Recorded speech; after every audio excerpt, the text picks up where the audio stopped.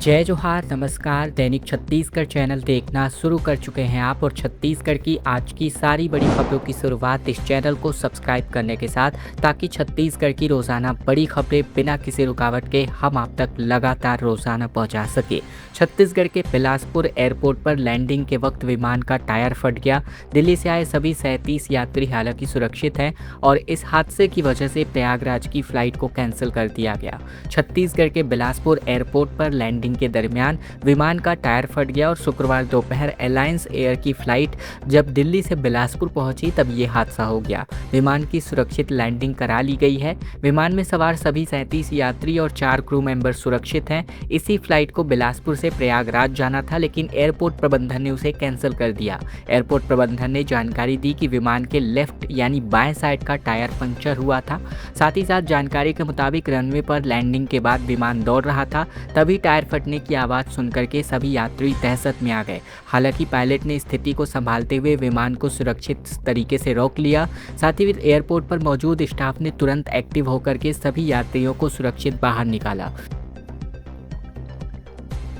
बिलासपुर में social media को लेकर के कमेंट पर दो पक्षों में आपस में पथराव हो गया। पुलिस ने आंसू गैस छोड़ा। टीआई समेत कई जवान घायल हो गए।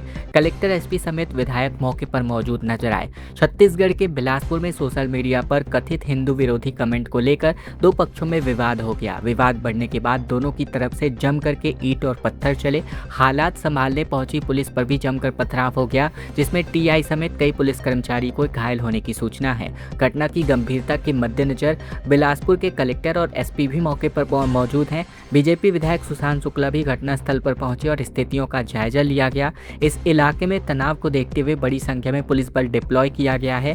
साथ ही ये मामला कोतवाली थाना क्षेत्र का बताया जा रहा है कि सोशल मीडिया पर एक पक्ष के विरोध में कमेंट को लेकर के विवाद शुरू हुआ था। इसके बाद दोनों पक्ष आमने सामने आ गए। पहले हिंदू पक्ष की ओर से पथराव किए जाने की बात सामने आई, और इसके बाद दूसरे पक्ष ने भी विरोध करते हुए पथराव शुरू कर दिया। हालात बिगड़ने की सूचना मिलते ही पुलिस मौके पर पहुंची और बड़ी संख्या में पुलिस बल की तैनाती यहां पर कर दी गई है। भीड़ को नियंत्रित करने की कोशिश की गई है। स्थिति संभालने के लिए पुलिस ने आंसू गैस के गोले भी छोड़े। पथराव में टीआई समेत कई पुलिस कर्मचारी के घायल होने की सूचना भी निकलकर सामने आ रही है।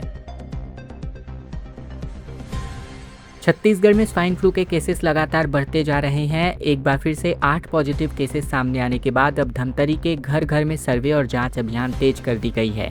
बता दें, छत्तीसगढ़ के अलावा देश भर में स्वाइन फ्लू के मामले लगातार सामने आने के बीच अब धमतरी जिले में भी संक्रमण के 8 पॉजिटिव मरीज पाए जा चुके हैं। इनमें कुरूद क्षेत्र के 6 और धमतरी शहर के 2 मरीज सम्मिलित हैं। इसके अलावा भी जांच में स्वाइन फ्लू के होने की पुष्टि होने के बाद अब सभी मरीजों को होम आइसोलेशन में रखकर उपचार और निगरानी की गई है। वर्तमान में सभी मरीज स्वस्थ हैं। इसके बावजूद स्वास्थ्य विभाग ने संक्रमण की आशंका के मद्देनजर निगरानी और जांच का दायरा बढ़ा दिया है। जिला अस्पताल में स्वाइन फ्लू जैसे लक्षण वाले मरीजों के लिए बेड आरक्षित किए गए हैं। नोडल अधिकारी डॉक्टर आदित्य सिन्हा ने बताया कि कुरूद क्षेत्र में 6 और धमतरी शहरी क्षेत्र में 2 लक्षण वाले मरीज पाए गए थे। सर्दी बुखार समेत अन्य लक्षणों के आधार पर इनके नाक और गले से स्वाब सैंपल लिए गए हैं। सैंपल जांच के लिए रायपुर स्थित मेकाहारा भेजे गए थे। जांच रिपोर्ट में सभी 8 मरीजों के स्वाइन फ्लू की पुष्टि हो गई है। इधर लगातार मामले सामने आने के बाद अब स्वास्थ्य विभाग ने जिले में विशेष सतर्कता बरतनी शुरू कर दी है। घर घर सर्वे कराया जा रहा है और लंबे समय से सर्दी बुखार से पीड़ित मरीजों की विशेष जाँच की जा रही है। स्वास्थ्य विभाग को जोर ऐसे मरीजों के समय पर पहचान और जाँच पर है, ताकि संक्रमण को शुरुआती स्तर पर ही नियंत्रित किया जा सके। स्वाइन फ्लू की निगरानी के लिए जिले में अलग से कमेटी भी गठित कर दी गई है। प्रत्येक ब्लॉक में 6 से 7 अधिकारियों और कर्मचारियों को ये जिम्मेदारी सौंपी गई है। सभी ब्लॉकों के आरएचओ और सीएचओ को लक्षण वाले मरीजों को मिलने पर विशेष एहतियातन बरतने और आवश्यक कार्यवाही करने का निर्देश जारी किया गया है। नेपाल हादसे में छत्तीसगढ़ के 9 नागरिकों की स्थिति का अब पता चल चुका है, जिसमें से 2 लापता हैं। रायपुर के 5 नागरिक अब सुरक्षित वापस लौट रहे हैं। बता दें, नेपाल में बाढ़ और भूस्खलन से बने गंभीर हालातों के बीच अब छत्तीसगढ़ की सरकार ने वहां गए प्रदेश के नागरिकों की सुरक्षा को लेकर के निगरानी और राहत प्रयास तेज कर दिया है। मुख्यमंत्री साय के निर्देश पर राज्य सरकार ने नेपाल में मौजूद छत्तीसगढ़ के नागरिकों की लगातार जानकारी जुटा रही है। अब तक सामने आई जानकारी के मुताबिक प्रदेश से जुड़े करीबन 9 नागरिकों नागरिकों की स्थिति का पता चल चुका है। इनमें से 2 के परिजनों से संपर्क स्थापित हो चुका है। रायपुर के 5 नागरिक सुरक्षित हैं और वापस लौटने के लिए रवाना भी हो चुके हैं, जबकि बिलासपुर और सरगुजा से जुड़े 2 नागरिकों के लापता होने की सूचना अब भी है। रायपुर के महादेव घाट निवासी मोनिका यादव 22 अगस्त को नेपाल गई हुई थी। नेपाल में बाढ़ के बाद उनके लापता होने और संपर्क टूटने की सूचना सामने आई थी। प्रशासन से मिली जानकारी के मुताबिक मोनिका यादव के परिजन से संपर्क स्थापित हो गया है। उनकी स्थिति को लेकर संबंधित स्तर पर अब जानकारी जुटाई जा रही है। बिलासपुर की 65 वर्षीय मंजू राय चौधरी कैलाश मानसरोवर यात्रा के लिए नेपाल गई हुई थी और उनके संबंध में भी अब परिजनों से संपर्क स्थापित हो गया है। अब प्रशासन उनके संबंध के उपलब्ध सूचनाओं का सत्यापन और आवश्यक समन्वय का कार्य कर रहा है। छत्तीसगढ़ के बाजारों में रक्षाबंधन का धनवर्षा देखने को मिला। 820 करोड़ का रिकॉर्ड तरीके से कारोबार इस बार हुआ। अकेले राखी बाजार ने 650 करोड़ रुपए पार कर दिए। बता दें कि छत्तीसगढ़ में इस वर्ष रक्षाबंधन पर प्रदेश के बाजारों में जमकर खरीदारी हुई है। Confederation of all India traders यानी कैट के आकलन के अनुसार प्रदेश भर में करीबन 715 से लेकर 820 करोड़ रुपए की आर्थिक गतिविधियां हुई है। इनमें से 575 से लेकर 650 करोड़ रुपए का राखी का कारोबार और 140 से 170 करोड़ रुपए के मिठाई, ड्राई फ्रूट्स, कपड़े, फैशन, एक्सेसरीज, एफएमसीजी और गिफ्ट पैक, साथ ही आभूषण और इलेक्ट्रॉनिक उत्पादों की खरीद फरोख्त इसमें शामिल है। कैट के राष्ट्रीय वाइस चेयरमैन, राष्ट्रीय व्यापारी कल्याण बोर्ड के सदस्य अमर पारवानी ने बताया कि रायपुर समेत बिलासपुर, दुर्ग, भिलाई, राजनांदगांव, कोरबा, अंबिकापुर और जगदलपुर के बाजारों में अच्छी ग्राहकी देखने को मिली। इस बार प्रधानमंत्री नरेंद्र मोदी के वोकल फॉर लोकल अभियान का भी असर यहां पर दिखाई दिया है। बालोद जिला अस्पताल में आधी रात को ही भालू घुस गया। कुत्तों के भौंकने पर चौकीदार ने देखा, डॉक्टर क्वार्टर की ओर गया और फिर जंगल की ओर वापस लौट गया। बालोद जिला अस्पताल परिसर में बुधवार गुरुवार की दरमियानी रात करीबन 1 बजे भालू घुस गया। कुत्तों के लगातार भौंकने की आवाज सुनकर सुरक्षा चौकीदार ने बाहर देखा तो परिसर में भालू घूमता नजर आया। इधर भालू अस्पताल परिसर से होते हुए डॉक्टरों के क्वार्टर की ओर गया और फिर जंगल की ओर वापस लौट गया। सुरक्षा चौकीदार ने बताया कि रात में कुत्ते अचानक से जोर जोर से भौंकने लगे। बाहर जाकर देखा गया तो भालू अस्पताल परिसर में ही था। कुछ देर परिसर में घूमने के बाद डॉक्टरों ने क्वार्टर की दिशा में चला गया। इसके बाद वह वापस जंगल की ओर निकल गया। जिला अस्पताल और मातृ शिशु अस्पताल एक दूसरे से सटे हुए हैं और यहाँ बड़ी संख्या में मरीज भर्ती रहते हैं। उनके परिजन भी अस्पताल परिसर में ही रहते हैं। जिस रास्ते से भालू गुजरा उसी जगह रात में कई परिजन आराम किया करते हैं। ऐसे में भालू के अस्पताल तक पहुंचने से सुरक्षा को लेकर चिंता वापस से बढ़ गई है। वन विभाग ने रेंजर सरोज कुमार ने बताया कि भालू तांदुला जलाशय से लगे जंगल की ओर से लगे अंधेरे से अस्पताल परिसर में दाखिल हुआ। चौकीदार ने कुत्तों के भौंकने पर उसे देखा। सूचना मिलने के बाद अब वन विभाग की टीम मौके पर जायजा लेने पहुंच चुकी है। छत्तीसगढ़ में आने वाले 2 से 3 दिन भारी बारिश और बिजली गिरने को लेकर अलर्ट जारी किया गया है। हालांकि 2 दिन कमजोर मानसून रहने की भी बात निकलकर सामने आ रही है। छत्तीसगढ़ में कई जगहों पर हल्की से लेकर मध्यम स्तर की बारिश हो सकती है। कुछ इलाकों में भारी बारिश, गरज चमक और बिजली गिरने की भी संभावना जताई गई है। इसी के साथ ही आने वाले 2 दिनों में मानसून की गतिविधियां अब कमजोर पड़ने की संभावना है। हालांकि इसके बाद बंगाल की खाड़ी में बन रहे नए सिस्टम के असर की वजह से प्रदेश में बारिश की गतिविधियां एक बार फिर से बढ़ सकती हैं। पिछले 24 घंटे में सरगुजा, बिलासपुर, दुर्ग और रायपुर संभाग के कुछ हिस्सों में हल्की से लेकर मध्यम स्तर की बारिश हुई है। वहीं बस्तर संभाग में कुछ जगहों पर भारी बारिश भी दर्ज की गई है। प्रदेश में अब तक सामान्य से 2% कम पानी बरसा है। वहीं 28 अगस्त को प्रदेश में कई जगहों पर हल्की से लेकर मध्यम स्तर की बारिश होने की संभावना थी। कुछ इलाकों में भारी बारिश के कारण गरज चमक और बिजली गिरने की भी चेतावनी है। आने वाले 2 दिनों तक भी अधिकांश जगहों पर हल्की से लेकर मध्यम स्तर की बारिश का दौर जारी रह सकता है और इस दौरान कुछ स्थानों पर भारी बारिश और गरज चमक के साथ बिजली गिरने की भी संभावना बनी रह सकती है।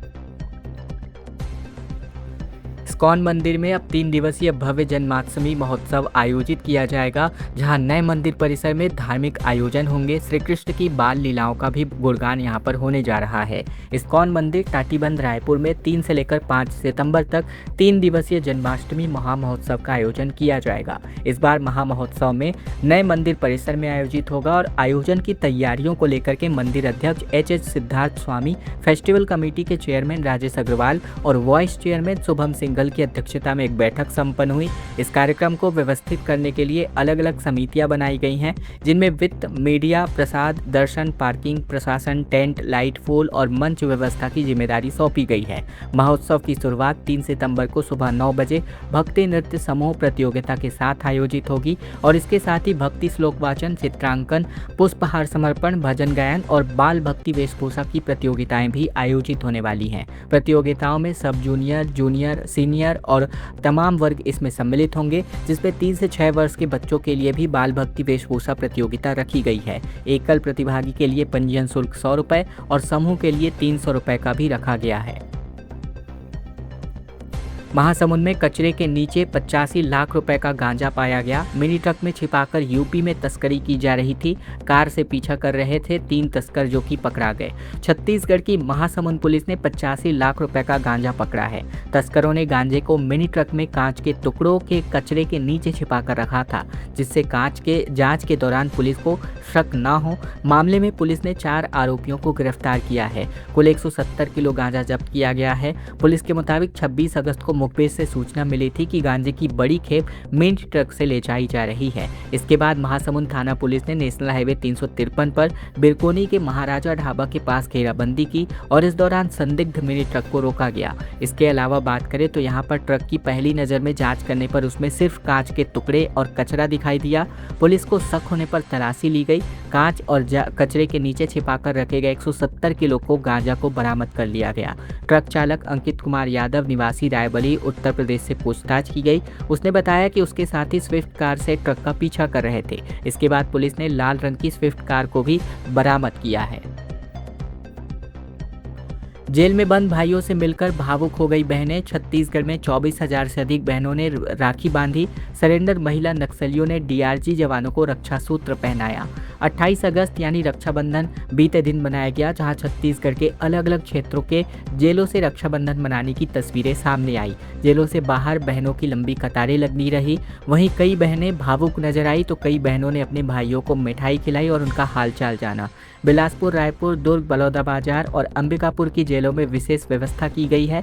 डीजी जेल हिमांशु गुप्ता ने जानकारी दी कि प्रदेश की 5 केंद्रीय, 22 जिला और 6 उप जेलों में बहनों ने अपने बंदी भाइयों से मुलाकात की और इसके साथ ही कुल मिलाकर 24,110 बहनों ने 8,597 पुरुष बंदियों को राखी बांधी, जबकि पिछले साल करीबन 12,000 बहनों ने राखी बांधी थी। रायपुर के ट्रांसजेंडर शेल्टर होम गरिमा गृह में भी रक्षाबंधन मनाया गया, जहां कांकेर जिला के भानु प्रतापपुर क्षेत्र के ग्राम चौगेल यानी मुल्ला में सरेंडर महिला नक्सलियों ने डीआरजी जवानों को राखी बांधी।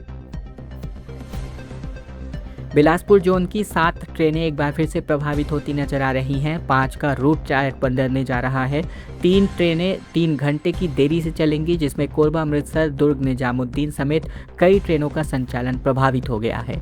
दक्षिण पूर्व मध्य रेलवे यानी बिलासपुर रेलवे जोन से चलने वाली करीबन 7 ट्रेनों का परिचालन सितंबर-अक्टूबर में प्रभावित रहेगा।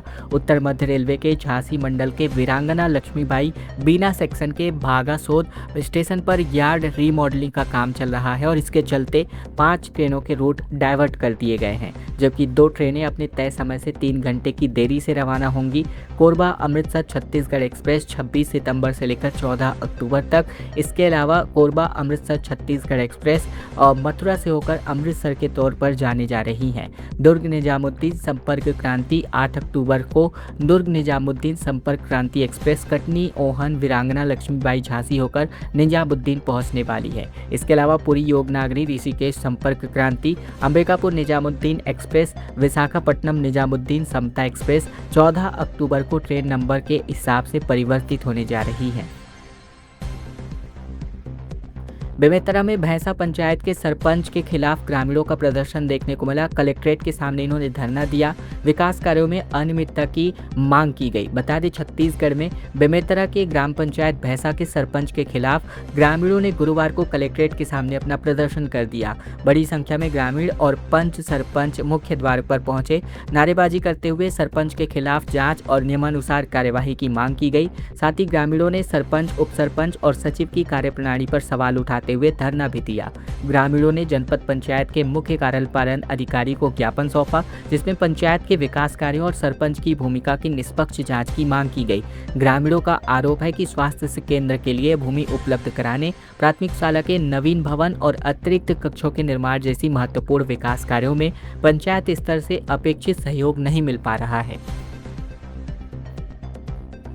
राष्ट्रीय खेल दिवस पर खेल प्रतिभाओं का महासम्मान आयोजित होने वाला है, जिसमें सीएम विष्णुदेव साय राज्य खेल अलंकरण के अलावा 125 खिलाड़ियों को सम्मानित करेंगे, जिसकी पूरी लिस्ट जारी कर दी गई है।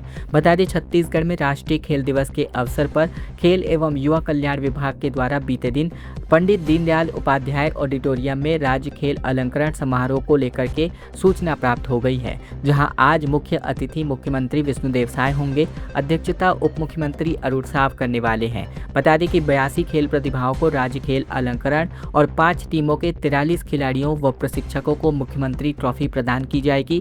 साथ ही नगद राशि का पुरस्कार, जिसमें खेल अंकुर, खेल गौरव और खेल शिखर के विजेताओं को भी प्रोत्साहन राशि के तौर पर प्रोत्साहन राशि प्रदान की जाएगी। रायगढ़ में अनियंत्रित होकर के बाइक से 3 युवक जा गिरे, 2 की मौत हो गई। भेंगारी रोड पर यह हादसा हुआ और पुलिस अब जांच में जुट गई है।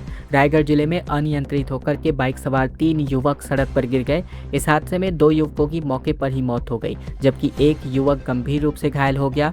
घायलों को इलाज के लिए अस्पताल में भर्ती किया गया, जहां पुलिस अब इस मामले की जाँच कर रही है। यह घटना घरघोड़ा थाना क्षेत्र की है।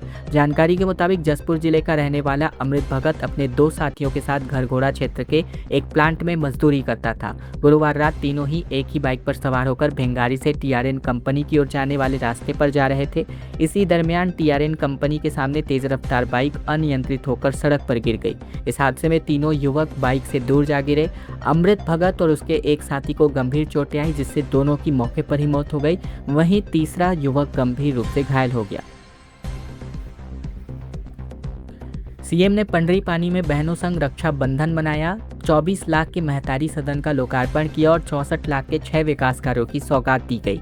रक्षाबंधन के मौके पर मुख्यमंत्री विष्णुदेव साय ने बीते दिन जसपुर जिले के फरसाबहार विकासखंड के ग्राम पंडरी पानी में बहनों के साथ अपना पर्व मनाया। महिलाओं ने मुख्यमंत्री को राखी बांधी और इसके बदले सीएम ने उन्हें उपहार देकर स्नेह जताया। इस दरमियान महिलाओं के सम्मान, सुरक्षा और आर्थिक मजबूती को लेकर भी चर्चा हुई। मुख्यमंत्री ने पंडरी पानी में 24,70,000 रुपए की लागत से बने महतारी सदन का लोकार्पण किया। उन्होंने कहा कि ये भवन केवल बैठकों के लिए नहीं होगा, बल्कि महिलाओं के प्रशिक्षण, स्व सहायता समूहों की गतिविधियों, उत्पाद बनाने और बेचने के लिए भी काम आएगा।